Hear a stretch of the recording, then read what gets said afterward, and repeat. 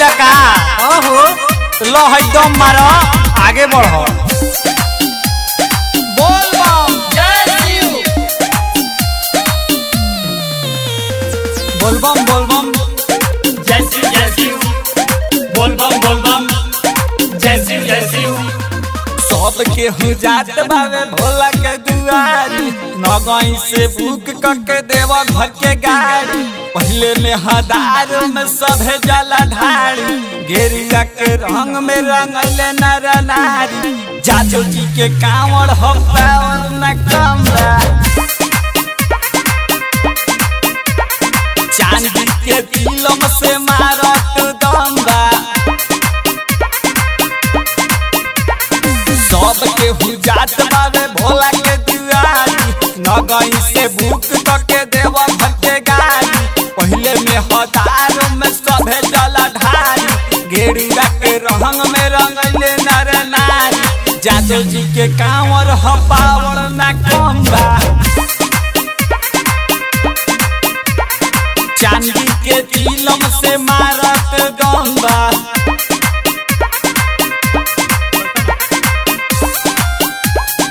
बोल बम जय शिव बोल बम जय शिव बोल बम जय शिव सावन के पावन महीना बा जाते कमरिया रोजीना बा होके जाए कारा बड़ी लागे हो प्यारा देखो ना सुंदर नजारा बा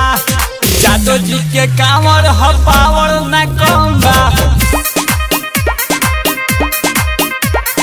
चांदी के तिलम से भारत दंबा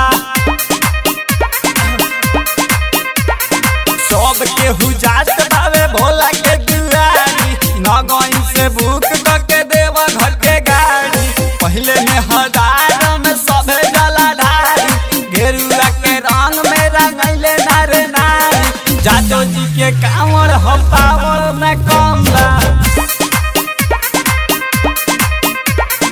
चांदी के तिलम से मारत दम्बा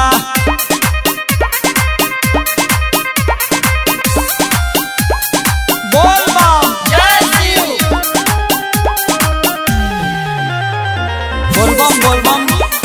जय शिव बोल बम जय शिव हर साल सावन में लागेला मेला खेल के पतहिया से सब पूजेला झूलन झमेला तनी भगिया संवारल नितेश निराला संग तू जल ढाल सभे मगन बा बोलत बोले बम्बा चांदी के तिलम से मारत दम्बा सब के हुजात बावे भोला के दुआरी नगई से बुक करके देवा घर के गाड़ी पहले में हदार में सभे जल ढारी गेरुआ के रंग में रंगले नर नारी जादू जी के कांवर ह पावर न कम बा